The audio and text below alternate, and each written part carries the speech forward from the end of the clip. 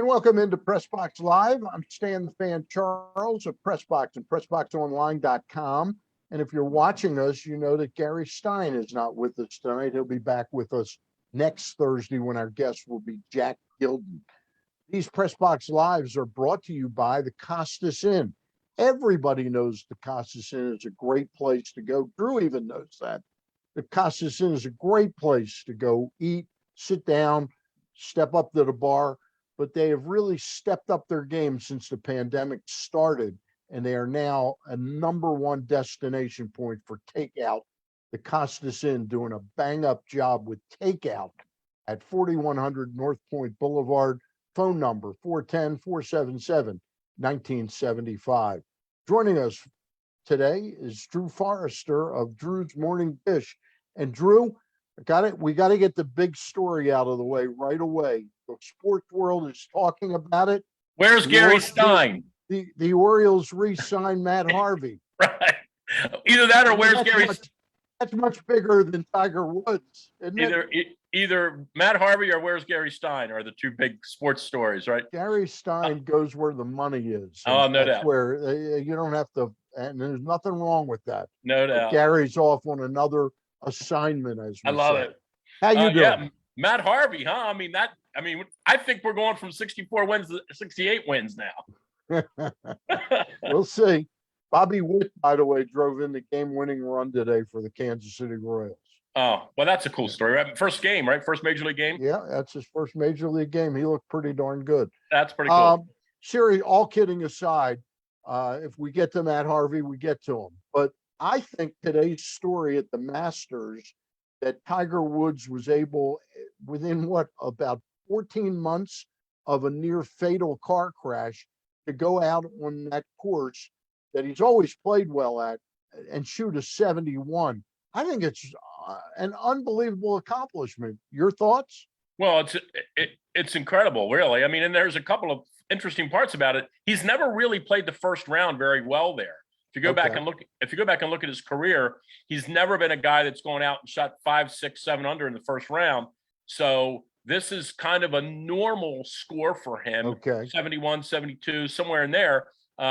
He's more of a Saturday, Sunday kind of guy. And then you take into account that he didn't one-leg it by any means. That's an exaggeration. But take into account the fact that, his golf swing has changed a lot now because he can't really drive off his right leg the way he used to be able to. He's got a lot more weight on his left side. He looks a little bit more like he did in like 12 and 13 and 14 when he was working with Sean Foley. So his swing is now, kind of connected to the fact that he has an injured right leg. But 71, he's right in it. I think right now, 5 under's leading. Sung J M's at 5 under. Yep. So he's right there. I mean, and today really he could have been. He did make a couple on the front. He made a really nice par save on the first hole. He made a nice par save at 18, but he could have been 2 or 3 under easily with a couple of putts he didn't make early on. I think 71 was about the highest he could have shot. Now, Luke said, my editor who's producing this show tonight, our editor at PressBox, Luke Jackson, said his time out on the course, though, was about 5.5 hours. What is his body going to be like tomorrow? It's one thing to get up, the adrenaline's flowing today, to be back at the Masters. What is that 48 or 49-year-old body going to be like tomorrow? Well, he got a huge benefit with the draw. He got the early, late tee time draw. I don't know if that was like wink, wink, a little bit of a favor from the committee. Okay. You definitely want, I kind of joked around with my friends last year. The only negative about my appearance in the U.S. Senior Open is I got the late early draw. So I played at 3 o'clock. That was a little wink, wink by those guys out there. Let's get this Forrester guy out. I played at 3 o'clock on Thursday and then at 9:30 on Friday. And it was difficult because I walked 18 holes in 102 or 103 degree heat index. And then I got to get up the next morning and play. So Tiger got the benefit of that. Okay. And I don't think that can be underappreciated. Like he would have been, I don't want to say in trouble, but there's the significance of that should not be underappreciated. That's a huge benefit for him. Okay. He doesn't play tomorrow until like 2 o'clock in the afternoon. I got you. I'll be trying to watch that versus the Oriole game. The Orioles open tomorrow. But the week leading up, when it started he started to tease everybody that he was contemplating playing and he would keep you updated on it. Was he actually contemplating whether he had a chance to embarrass himself, Drew, or did he really want to get to where he was comfortable that he really could compete? Probably a little more of the latter, but I would say, there were a lot of rumors floating around the golf world from people. There are no secrets, right? And a lot of people in South Florida knew and were kind of leaking out on the internet that he was playing a lot more than he was letting on at the Medalist. He was Okay. walking the golf course. There's only one area of that golf course that's exposed to like a public road. So there were some golfers out there taking pictures and videos of him. And then there were some rumors that he was avoiding those two holes entirely so that people couldn't see him. Mhm. But I think when he came in there, I think when he flew in last week with his son and with Justin Thomas, and he played 27 holes, I think that was probably the moment when he went home where he said, I can walk the golf course. It's a very difficult walk, Augusta. Yeah. I've been there. I've never played it, but I've been to the golf tournament 11 times. It's a very difficult walk if you're healthy, and let alone if you have an injury like that. So I think he wanted to go see it one time before he pronounced himself, hey, I'm definitely playing. I think he wanted to go walk it, play it, get more comfortable with it. But I do think a little bit of what he's been doing might be some gamesmanship. I'm not really sure why he would do it. Yeah. Like, I get when the Ravens won't tell us if Lamar's playing or not. Like, I think we all understand that. Like, Yeah. when John says we're not sure if he's going to play, we know why, because they don't want the other team to know. But with Tiger, I'm not sure what benefit would be in it for him to kind of hold off on saying he was going to play. So I kind of thought a little of that was gamesmanship. But more than anything, I think he wanted to get there and see that he could handle the walk. All right. We're talking to Drew Forrester, who does Drew's Morning Dish, which has become a staple of Baltimore sports fans over the last, how many years? 5 years? Seven 7 Yeah. years. And we got some big news about you, Drew. Seriously, if folks have been watching this video and say, boy, that guy really knows his golf, they're going to be able to hear you on 105.7 The Fan as you make your return to doing some radio on Sundays. Tell us a little bit about how it came about and how excited you are to be able to talk about, obviously, one of your true passions in the world.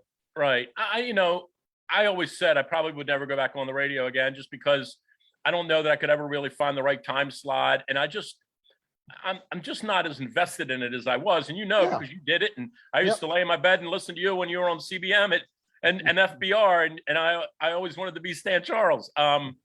You've got to really be invested in it for people to think you know what you're talking about. And I'd like to think that when I was doing it for 12 years, I was invested in it. I went out to the facility. I watched the games. I took it very, very seriously. I don't take it that seriously anymore. I love the Ravens. I'm a fan. I watch the games. The Orioles are on my TV every night. It's kind of white noise some nights, but I just never really had the passion to go back and do it again. But when Chuck Sapienza came to me about golf, I said, okay, now you got my attention. Like, now you got the one thing that I would, and I'm a soccer guy too. And, if you want to talk about the World Cup when it comes up in November, I'll hop on here and talk about the World Cup because I follow the national team. But the only thing I would have any interest in breaking up my weekends and being away from my family is golf. Right. Yeah. So when's the show going to start and when's it going to be on? Okay. So it starts this Sunday. So it starts Masters Sunday. It'll run 12 to 2 this Sunday. Most weeks it will probably run 12 to 1, but to coincide with the majors, meaning the Masters, the PGA, the US Open, and the British Open, it'll definitely run 2 hours. And I think the long-term plan, as long as everything goes well, I think the long-term plan is to make it 2 hours, but that could be a next year initiative. But I think long-term, we're looking at 2 hours. Now this Sunday, when you're on 12 to 1 this Sunday? 12 to 2. 12 to 2. That's right. The first week it's 2 hours. Yep. Then it goes back to an hour, then back to 2 hours. You will be on before the Masters even start Sunday, right? Right. So that's kind of the cool thing. I'm really looking forward. I have no idea what the storylines are going to be on Sunday morning, right? I have no idea who's going to be ahead and what the possible storylines are. So I'm really looking forward to being able to talk about that Sunday at noon. The leaders, I think, tee off at like 2:40, but you got to remember, anybody on Sunday that starts within within 6 shots, anybody's got a shot. Anybody, yeah. So the storylines are they run way down the leaderboard, and somebody that's 6 out starts birdie, birdie, birdie, and all of a sudden they're only 3 out and they still got 15 holes left to play. If you look at the leaderboard though, right now, I saw Dustin Johnson's, I think, in third place, like 3 or 4 under par. Is he the one guy that could maybe shoot a 6 under tomorrow and jump out to a 4-stroke lead? Is he, or can any of those guys do that? Well, any of them can do that, but I think anybody who's a defending champion within, the last, I'm trying to think back now, 2010 all the way out to 22, any of those guys, and I don't even know where they are, like Adam Scott, and I don't know where they're, and Bubba Watson, I think, finished at 1 over. Any former champion does have a little bit of an advantage just because they know that they've clearly played well there and they know the golf course. I think Dustin, when I did my top 10 at Drew's Morning Dish, he was on my list at number 6, I think. Great player, not a great putter, but streaky putter. And, as he showed a couple of years ago when he shot 20 under and won, he can get it rolling. And with the 4 par 5s there, it does help the guys that hit it a long way like him. So he's definitely a guy to watch. I think this kid, Scotty Scheffler, I know he bogeyed 18 today to fall back from 4 to 3.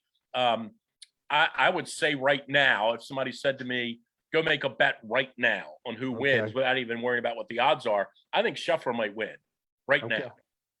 He is just on an incredible heater. He's won 3 times in 7 weeks. And anyone can win in golf once. Yeah. When you win 3 times in 7 weeks, you found something. So I wouldn't be surprised at all to see him win. That's like the way David Duval, when he got hot, like Correct. 25 years ago. He won 13 tournaments in 33 events. Wow, that's amazing.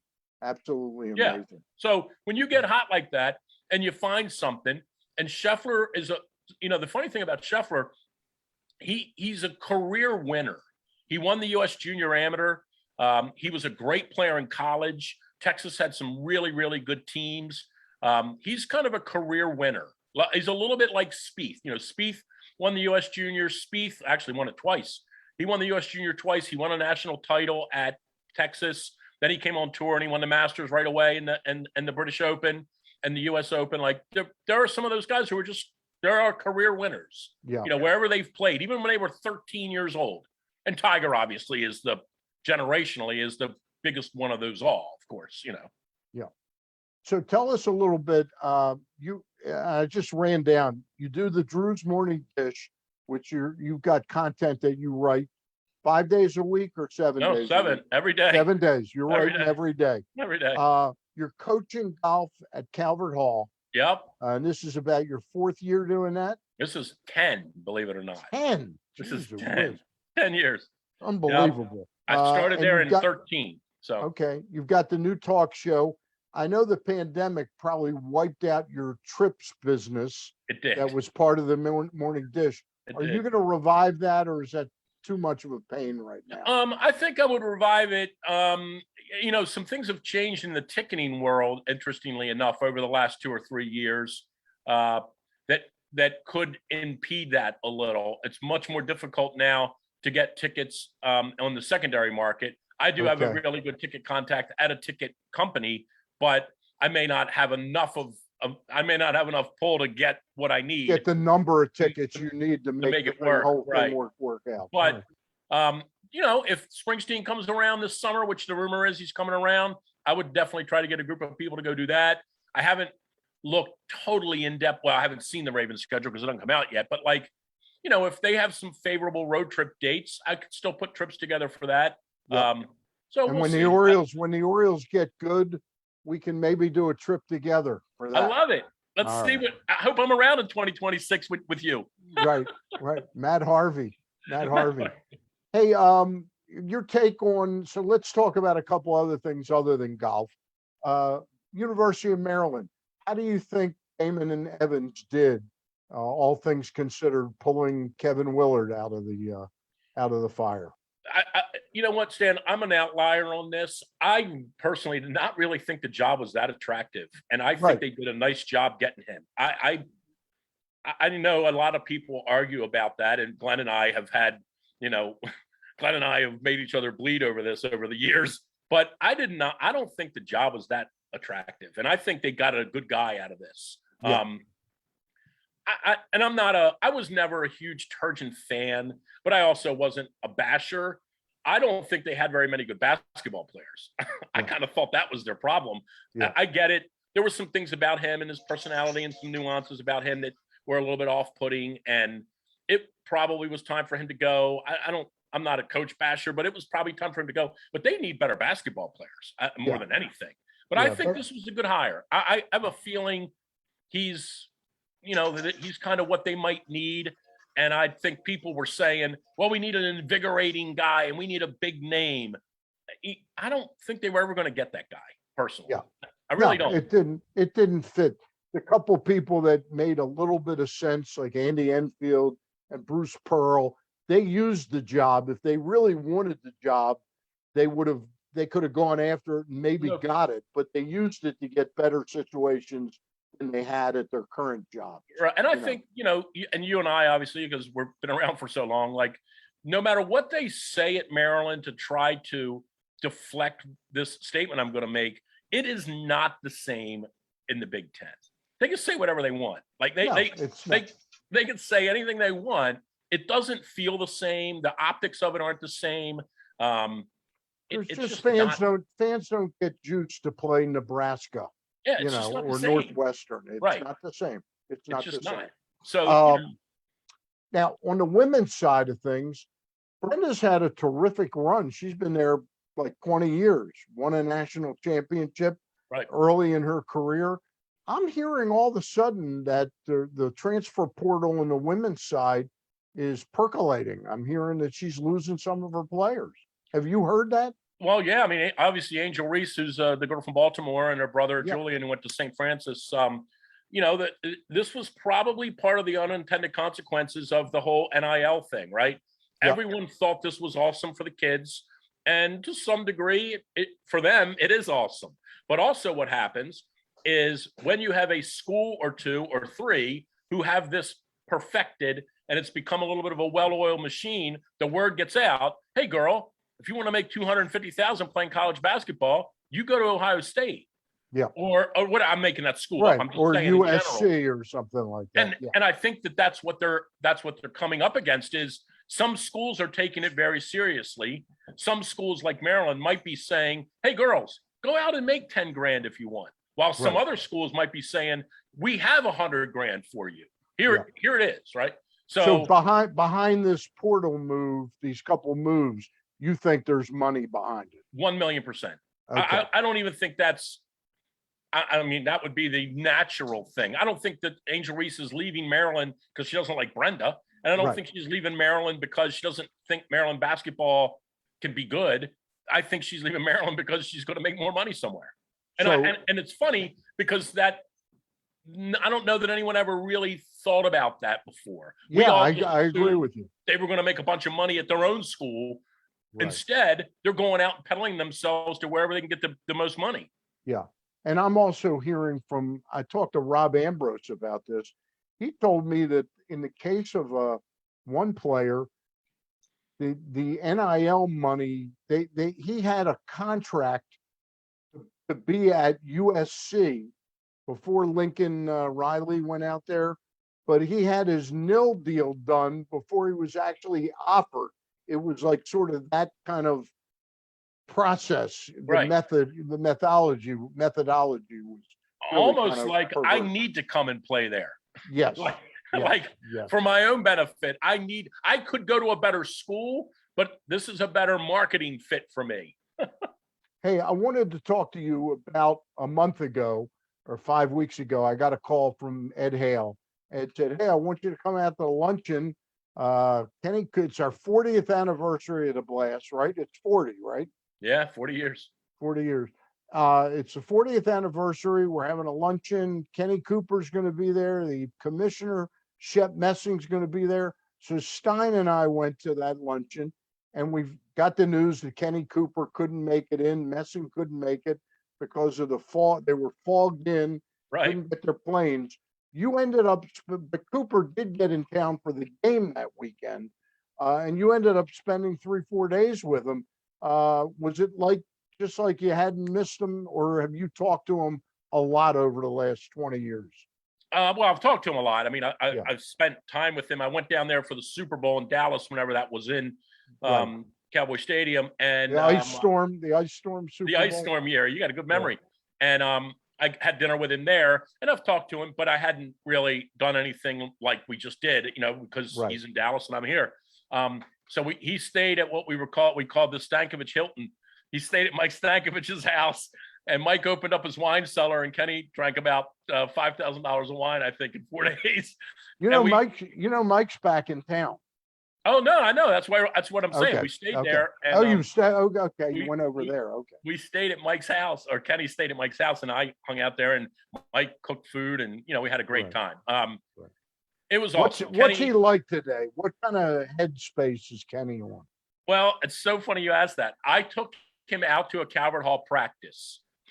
He wanted to meet the team, so I took him out there, and I told the kids who he was.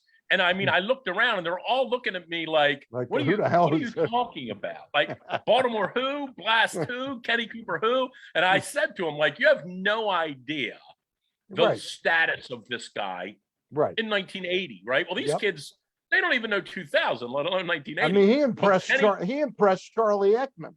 Ekman Right. loved him. Right. But Kenny started talking to the team, and he used all of the old cliches that he used to use 40 years ago. Dare to be great. Your attitude determines your altitude. And my guys were looking at me like, Coach, who is this maniac? But Right. it was really cool. It was neat to have him back. The reception he got was incredible. And I think for him, it was a little bit of a I don't know. I think Kenny, he and I only talked about this one time, and I think he felt, the way he left here Yeah. wasn't all that good. And I feel like he never really resolved that. And I think the other day, or the other month when he was here, I think he felt some resolution, like some closure. Yeah. People were really It nice. just would have been nice if it was done in front of a larger audience Yeah, of the people. But it's 20 years have gone by, man. Yeah. It's not Yeah. the same. Hey, look, I think Ed and his staff, Gianni and those guys, I think they're doing a great job. Yeah. But it's just not the same, and it's not the same at any city anywhere in the country. It's not No. Baltimore. No. They're still running a great organization. They're still successful on the field. Ed essentially has kept the sport alive in this country. Being honest, he's kept the blast going. He's been involved at the league level. I still love the sport. I still go to some of the games. I watch it on YouTube when it's on. I still love it. Those are some of the best memories of my life that working those years with the blast. I used to take sodas and game notes into this radio guy in the ante room next to the locker room. I don't remember who it was, but I used to. Here you go, Mister. Here you go, Mr. Charles. Here are your game notes. 1985. I'll never forget it. But it was a great. And it's funny, right? You remember because you were involved. Like trying to explain what the blast was like to my son, who's 14. I can't do it. I can't It's do hard any to justice imagine. to it. I mean, that place was packed, and It was and I crazy. still say, look, I saw Earl Monroe play in his prime. I saw Gus Johnson play in his prime, and they were amazing. I've never seen a better indoor athlete than Stan Stamenkovich. It was incredible, right? What he did, because it it was even more amazing. Those guys had real athletes' bodies. Watching Stan do what he did was Right. like he really was a magician. It was with like, no ACL in his right knee. I mean, that's the amazing part. He tore his ACL in 1980, and when Yeah. he was in Belgrade, they didn't really know what to do back then, and they just sort of said, "You'll be fine." So he came to Unbelievable. Baltimore, and when they did his medical exam, they discovered he didn't have an ACL in his right knee, and he was still playing on it. Tell the people viewing right now, how can they find Drew's Morning Dish every day? Drew'sMorningDish.com. That's exactly where you go. It's up, give or take 15 minutes It's up around 8 o'clock or 8:15. Sometimes it depends on I have writers, so sometimes it depends on what time their stuff comes in. We'll be doing a lot more baseball. I mean, we've been Masters heavy this week. We'll get into the draft. I have a couple draft people. The NFL draft is just not my thing. It never has been. I don't try to buffalo anybody into thinking that I follow it, because I just don't follow it. And but I realize it's important, and so we'll be covering that, and we'll get this baseball team going and see if we can't get better here eventually. All right. Well, listen, I appreciate your coming on this week to do the show with us, and we will definitely have you back. I want to use you a little insight before the World Cup. That's going to be in Qatar, and Correct. It's going to be in November because of the heat, right? And we got a decent draw. I mean, I think this is a team that can make some noise. And when I say make some noise, they could get out of the first round. They could surprise somebody. Okay. They're not going to win, but who are the 3 or 4 teams that could win the whole thing? Well, obviously, always Germany, always Brazil. I've always, over the last 2 or 3 World Cups, I think Croatia has really improved. They got to the Final Four a few years, 2 World Cups ago. I think the interesting thing for the U.S. is this World Cup that's coming to U.S., Canada, and Mexico in 26. The U.S. could be in position maybe to be a legitimate threat there. I'm not saying they're going to win, but the program is getting a lot better. Okay. And we're getting a lot more international American kids, like this kid Ricardo Pepi, who's of Mexican descent, and Jesus Ferreira, the kids that play up front, and even Gio Reyna, whose dad was born here but is of Italian descent. We're getting a lot more of those kind of kids, and a lot less, with all due respect, a lot less just homegrown American kids. We're getting kids that grew up in Mexico, but their dad is an American citizen. They moved to San Diego or wherever, and the father says, I want you to play for the U.S. American team, U.S. national team. We get that kid. He might have been good enough to play for Mexico, and we get it. Gotcha. So that's a huge help. Interesting. Again, drewsmorningdish.com every morning, 7 days a week for some terrific content in the world of sports. And Drew, give it again. Tell us about, first of all, does the show have a name? The golfing show, is it going to be the Drew Forrester show? No, it's called Fairways and Greens, because that's all you try to hit in golf, fairways and greens. So you forgot to mention, by the way, 12 to 2, I'll be at the radio station 105.7 on Sunday. And after that, I'm going to go hang out with Glenn Clark for, I don't know why I'm doing this for 4 hours, but I'm going to the casino to hang out with Glenn and talk more golf. I love it. I love it.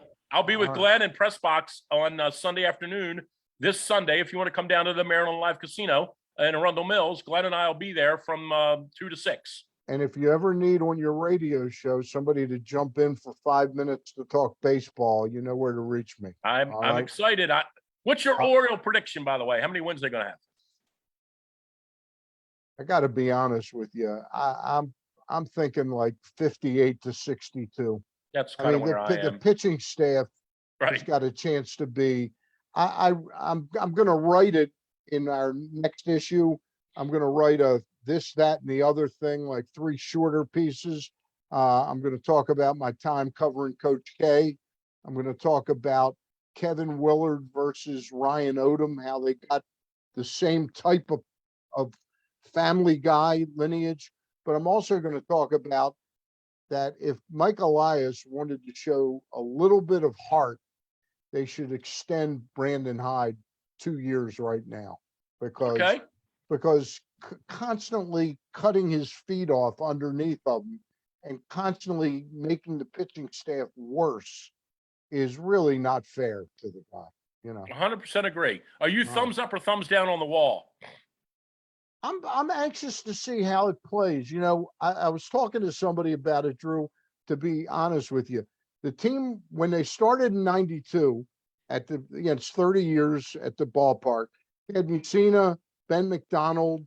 Then in the late 90s, the mid 90s to the late 90s, they had Mussina, McGregor, Key. I don't remember the ballpark being that much of just an easy home run park. And then, good pitchers. And then in 98 through 2011, they had horrible pitching. All of a sudden, when they had Tillman and Chen even Jason, what was his name? The tall guy they got, the right-handed pitcher. I can't think of his name right now. Oh, For 2 or 3 years. Hamill. You're talking about Jason Hamill? Hamill. Jason Hamill. Those years, I don't recall, and then when they were real good there, I don't recall that to Tillman. I don't recall it being that much of a home run park to me. And now in the last 4 years, of course it's a home run park. They got one of the worst pitching staffs you could assemble, you know. Right. So anyway, Right. that's my take on it. It's Drew from Drew's Morning Dish, and from now on Sundays on 105.7 at 12 noon, Fairways and Greens. Talk some golf. All Thanks, right. Dan. Thanks for coming on, and good luck with the show. Appreciate you. We'll see you soon. Talk to you soon. Again, we've been brought to you by the Costas Inn. Everybody in Baltimore knows the Costas Inn is a great place to go and sit down and eat your crabs, your crab soup, your crab cakes, steaks, salads, chicken, whatever you want. But now the Costas Inn, through the pandemic, they stepped up their game on carryout. They are one of the best carryout restaurants. They pack everything neatly, nicely. It doesn't leak. And it still tastes great when you get it home. The Costas Inn, 4100 North Point Boulevard, and the phone number is 410-477-1975. We'll see you Monday at 8 o'clock. I'll be on with Russ Grimsley and Kenny Singleton. Good night, everybody.